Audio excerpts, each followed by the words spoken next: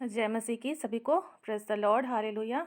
बहुत बहुत जय धन्यवाद आप सभी का, जय मसीह सिस्टर, धन्यवाद। और परमेश्वर पिता का बहुत धन्यवाद हो कि प्रभु ने हम सभी को जीवितों की संगति में रखा है और एक अवसर दिया कि हम लोग एक मन और एक चित्त होकर प्रभु की संगति में पाए जाएं। भाई मुकेश का भी मैं बहुत धन्यवाद देना चाहती हूं कि उन्होंने मुझे इनवाइट किया, और आप सभी का भी। सच में ये प्रभु का ही अनुग्रह है, और निश्चय ही बाइबल के वचन हमें बताते हैं कि जो प्रभु के वचन को सुनते हैं और मानते हैं वो एक दूसरे के क्या होते हैं, भाई बहन होते हैं। तो सच में प्रभु को सारी बातों के लिए बहुत धन्यवाद। निश्चय ही हम लोग अभी शायद बहुत दूर दूर हैं, हम लोग मिल नहीं पाते हैं, है ना, या मिल नहीं सकते हैं, लेकिन गूगल मीट के माध्यम से प्रभु ने हम सबों को ऐसा अवसर दिया है, ऐसी योजना हमारे लिए तैयार की है कि हम एक दूसरे से बातचीत कर सकते हैं, अपने विश्वास को शेयर कर सकते हैं, और निश्चय ही सभी का ही विश्वास इसे परिपक्व होता चला जाता है। तो प्रभु को बहुत धन्यवाद हो। और आइए हम लोग आज शांत समय के विषय में सीखेंगे, है ना, कि हम किस तरह से शांत समय हमारे लिए महत्वपूर्ण है, और प्रभु इस बात को सीखने में हमारी सहायता और मदद करें। हम अपनी आँखों को बंद करें। हे जीवित सामर्थ्य प्रभु जी, हम आपके निकट आते हैं। हाँ प्रभु जी, हमारी सहायता कर, आपकी स्वर्गीय बुद्धि, ज्ञान और समझ हम में से हर एक को दिया जाए। पवित्र आत्मा हम में से हर एक का सहायक हो प्रभु जी। हम अपने पापों को मानते हैं प्रभु जी, ईश्वर के नाम से हमें क्षमा कीजिए। और प्रभु जी, आपका वचन हम में से हर एक के लिए प्रभु जी जीवन की रोटी होने पाए। हाँ प्रभु जी, जो आप हमें सिखाना चाहते हैं उसे हम सीख सकें, और बहुतों के लिए हम आशीष का कारण हो सकें। प्रभु जी, सारा आदर महिमा हम आपको देते हैं, और इस प्रार्थना को हम आपके पुत्र, हमारे उद्धारकर्ता प्रभु यीशु मसीह के नाम से मांगते हैं। आमीन, आमीन। Praise the Lord, hallelujah. और हम लोग बाइबल में से वचन निकालेंगे। मरकुस की पुस्तक, मरकुस 1 उसका 35 पद। मरकुस 1 उसका 35 पद, कोई पढ़ने में सहायता कर सकते हैं?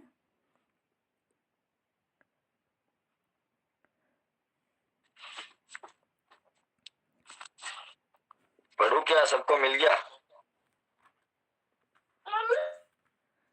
भोर को दिन निकलने से बहुत पहले वह उठकर निकला और एक जंगली स्थान में गया और वहां प्रार्थना करने लगा।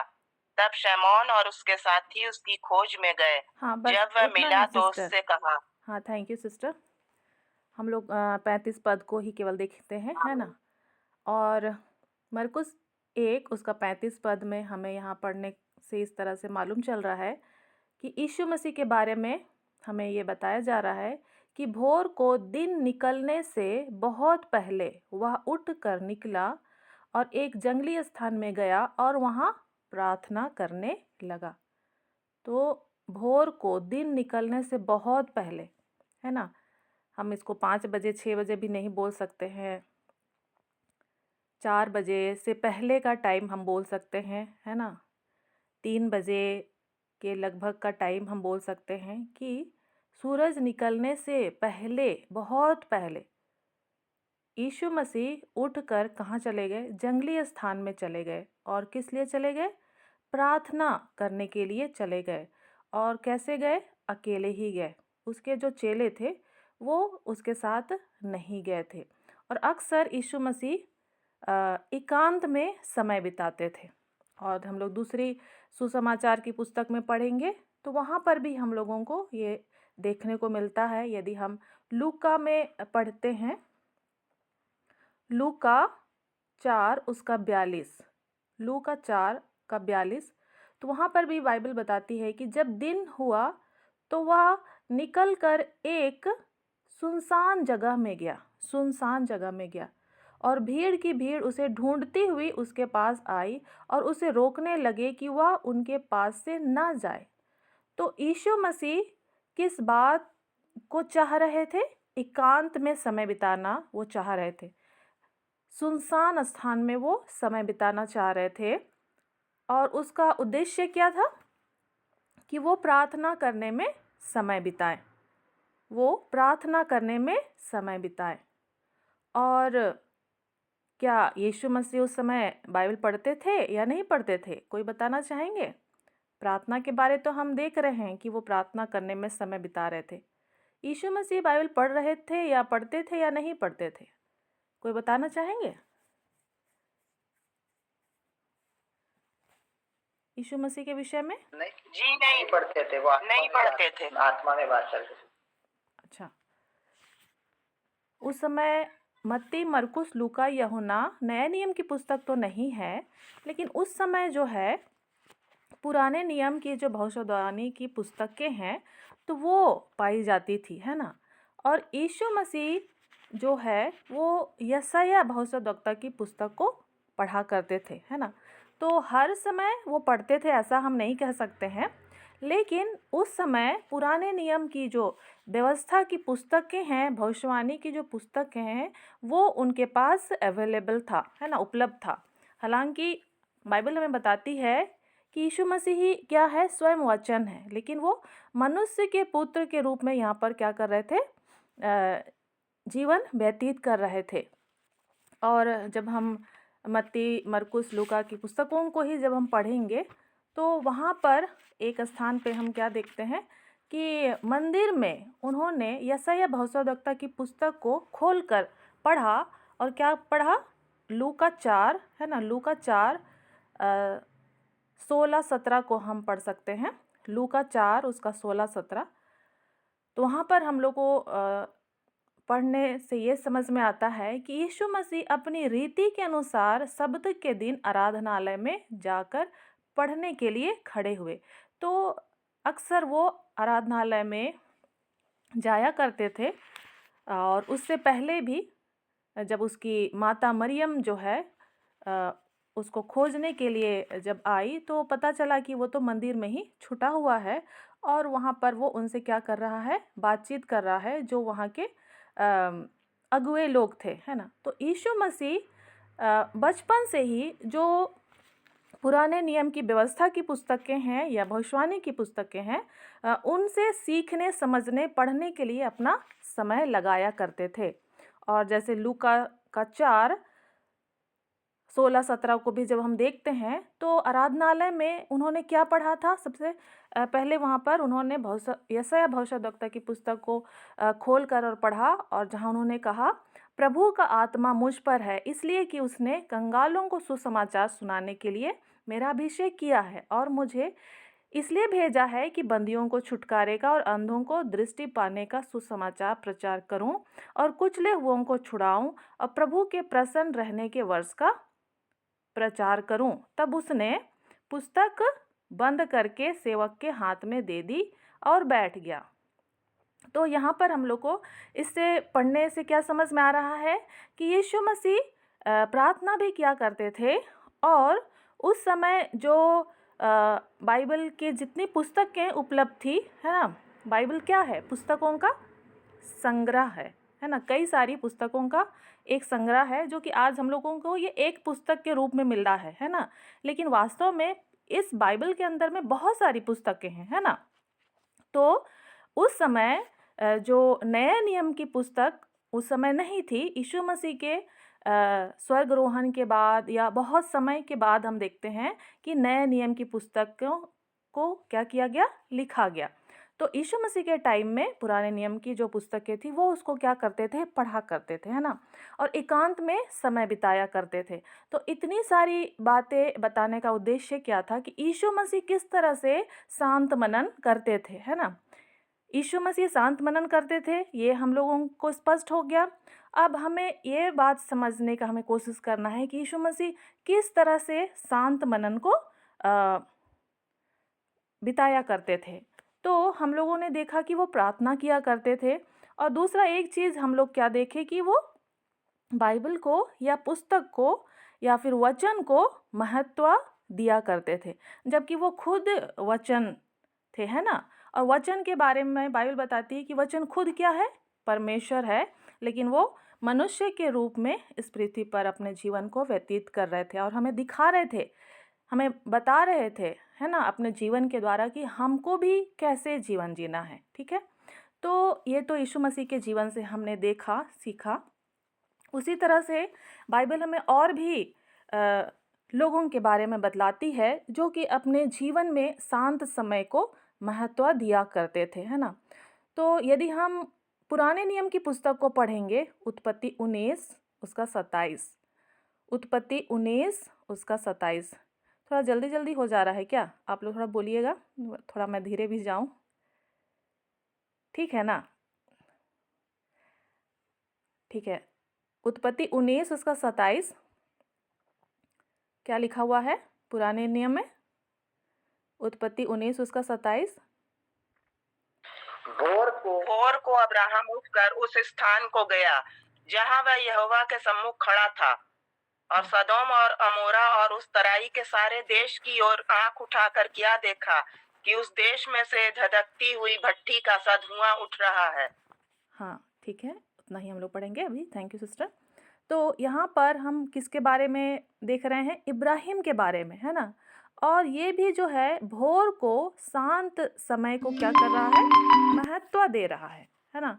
और वो किसके सम्मुख खड़ा हो रहा है? यहोवा परमेश्वर के सम्मुख खड़ा है।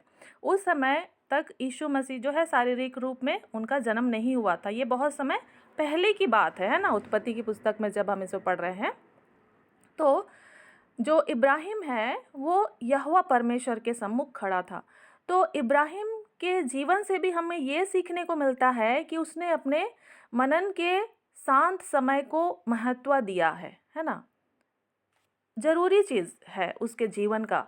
उसी तरह से हम लोग दाऊद के विषय में भी पढ़ेंगे भजन संहिता की पुस्तक में, भजन संहिता 5 उसका 3, भजन संहिता 5 उसका 3 में दाऊद क्या कहता है?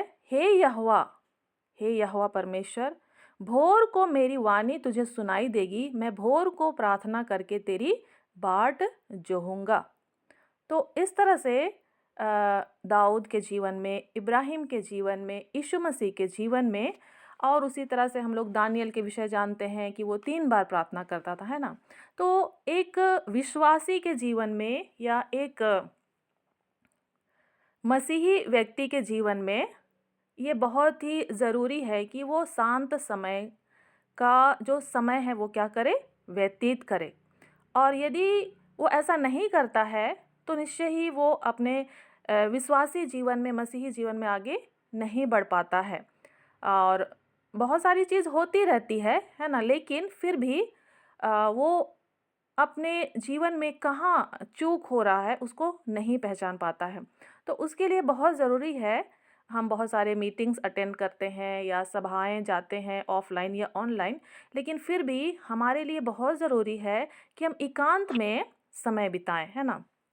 और ये जब यीशु मसीह के लिए ज़रूरी था तो हम सभी के लिए तो और भी कितना ही ज़रूरी है ना?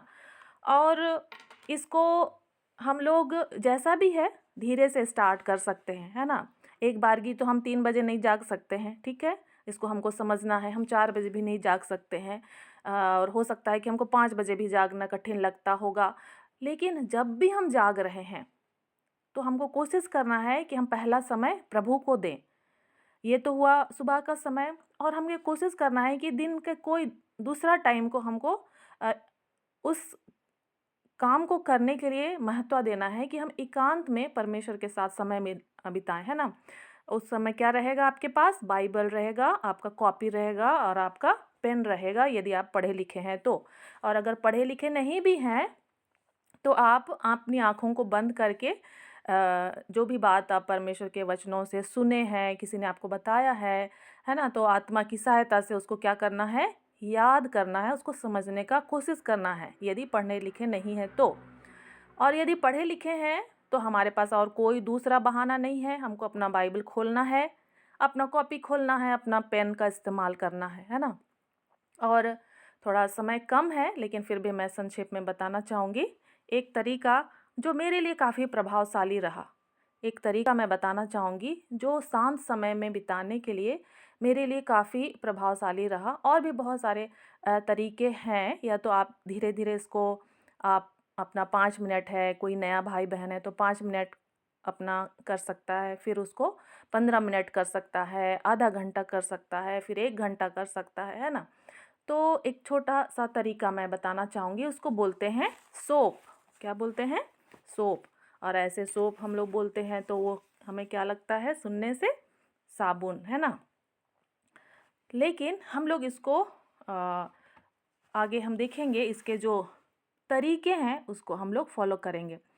तो SOAP सोप, उसको जो 4 अक्षर है, तो S जो पहला अक्षर है उसका जो शब्द है, अंग्रेजी का शब्द, वो है स्क्रिप्चर।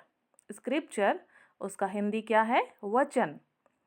और दूसरा है O से ऑब्जर्वेशन, और उसको हिंदी से हम बोलेंगे अवलोकन।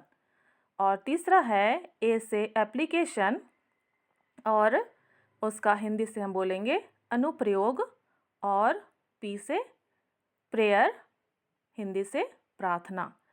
तो ये 4 स्टेप्स को हम क्या कर सकते हैं, शांत समय में फॉलो कर सकते हैं। और इसको आसान से ही हमको कोशिश करना है। हमें शुरू में हम जो भजन संहिता पढ़ते हैं, नीति वचन पढ़ते हैं, या सुसमाचार की पुस्तकों को पढ़ते हैं, तो वहाँ से ही हमको वचन लेना है ना? कोई छोटा वचन लेना। हाँ, जैसे भाई ने डिस्प्ले किया है, SOAP सोप है, तो सबसे पहले S से क्या है? स्क्रिप्चर या वचन, है ना? तो उसको हम छोटा सा एक कोई वचन ले लिए, ठीक है। मान लिया कि जैसे हमने भजन संहिता 23 का 1 में क्या लिखा हुआ है? यहोवा मेरा चरवाहा है, मुझे कुछ घटी ना होगी। तो उसको जैसा है वैसा ही क्या करना है, अपना कॉपी में बाइबल से देख करके लिख लेना है। आपका हैंडराइटिंग खराब है, कोई बात नहीं, फिर भी आप लिखिए, है ना। ऊपर में तारीख भी लिख लीजिए, अपना समय भी लिख लीजिएगा, ठीक है। और उस छोटा सा वचन को ही आप लिख लीजिए, पहले छोटा से ही शुरू करना है, ठीक है। S फॉर स्क्रिप्चर, वचन लिख लिए। भजन संहिता 23:1, यहोवा मेरा चरवाहा है, मुझे कुछ घटी ना होगी। ये मैं उदाहरण के तौर पर आपको बता रही हूँ, आप लोग दूसरा भी कोई ले सकते हैं, लेकिन आप आसान वाला ही लीजिएगा, है ना। बहुत ज़्यादा भारी जो पुस्तक आप नहीं पढ़े हैं वहाँ से नहीं लेना है। अब दूसरा क्या है? O से ऑब्जर्वेशन, अवलोकन। उस वचन को 2 बार, 3 बार, 5 बार आपको पढ़ने का कोशिश करना है ना। या आप मंथन करें, विचार करें, ठीक है, कि वो वचन आपको क्या कह रहा है, उसे आपको क्या समझ में आ रहा है। और निश्चय ही वहाँ पर आपको किसकी सहायता लेनी है? पवित्र आत्मा की सहायता लेनी है ना। आप पवित्र आत्मा के मंदिर हैं, ये सभी को मालूम है ना।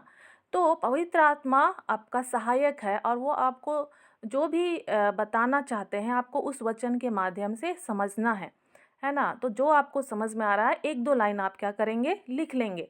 जैसे कि यहोवा मेरा चरवाहा है, तो आपको क्या समझ में आ रहा है कि हाँ, यहोवा मेरा चरवाहा है, और मुझे कुछ घटी ना होगी, तो वो मेरा सब कुछ पूरा करने वाला है। ये आपको समझ में आ रहा है साधारण शब्दों में, है ना। तो उसको ही आप लिख लेते हैं 2 लाइन। फिर अब तीसरे लाइन में हम जाते हैं। A4 क्या है? एप्लीकेशन, मीन्स कि अनुप्रयोग। उसको अपने जीवन में लागू करना है ना। उस वचन को अपने जीवन में क्या करना है? लागू करना है। कि जैसे हम लोग जब उसको पढ़े कि यहोवा मेरा चरवाहा है, मुझे कुछ घटी ना होगी, तो उस वचन को मैं अपने जीवन में कैसे लागू करूं या कैसे जोड़ूं? तो अपना अपना सबका सोच विचार रहता है, कुछ कमी घटी रहता है ना। तो निश्चय ही आत्मा आपको याद दिलाता है उन परिस्थितियों को जहाँ पर आपको उसको लागू करना है ना। हो सकता है कि कई बार आपके पास पैसे नहीं है, या फिर कुछ कुछ घटी कमी है ना। कर्जे की समस्या है, कुछ भी आपको दिक्कत है, कमी घटी है। हो सकता है कि आप भाड़े में रहते हैं, या फिर घर नहीं है, या फिर आपको ज़मीन खरीदना है, कुछ भी। तो आप वैसी परिस्थितियों में, वैसे समय में क्या करेंगे कि हाँ, उस वचन को मुझे क्या करना है? याद करना है ना। इसको आप एप्लीकेशन वाले भाग में क्या कर सकते हैं? लिख सकते हैं। और साथ ही साथ उसको अपने जीवन में क्या करना है? लागू करना है। वैसी परिस्थितियों में विश्वास बनाए रखना है उस वचन के आधार पर, है ना। ठीक है, तो एप्लीकेशन वाले भाग में हम क्या करते हैं? अनुप्रयोग वाले भाग में जो वचन हमने ऊपर में लिखा है ना, तो उसको हम अपने जीवन में लागू करने का प्रयास करते हैं। उसके बाद लास्ट क्या है? P फॉर प्रेयर, मीन्स की प्रार्थना। हमको उसी वचन के आधार पर क्या करना है? प्रार्थना करना है। जैसे कि मैं एक उदाहरण आपको बताना चाहती हूँ छोटी सी प्रार्थना के साथ, कि हे पिता, मैं आपको धन्यवाद देती हूँ। सच में आप मेरे चरवाहा हैं, और आप मुझे कुछ भी घटी कमी नहीं होने देंगे। आप मेरी सहायता कीजिए, और मेरी जो समस्या है प्रभु जी, घर की समस्या है, ज़मीन की समस्या है, उसको मैं आपके हाथों में सौंपती हूँ प्रभु जी। आप सही समय पर मुझे अपने घर और ज़मीन की व्यवस्था कराएंगे। मैं इस बात के लिए आपको धन्यवाद देती हूँ, आप मेरी सहायता करें।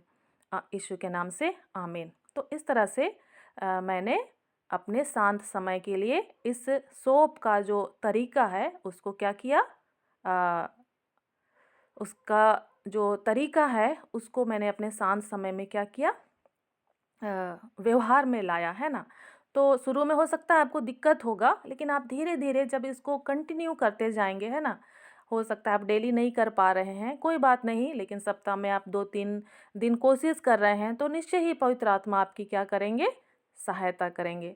और ऐसा जब हम करते हैं सोप के माध्यम से तो क्या होता है कि जो वचन है, सबसे पहले तो आप वचन को ही लिख रहे हैं तो आपको याद हो जाता है, आपका ध्यान उसमें केंद्रित हो जाता है ना, और आप उसमें मजबूत हो जाते हैं। ठीक है, इसके क्या है प्रभावशाली जो हैं प्रभाव हैं वो हमको देखने को मिलते हैं ना।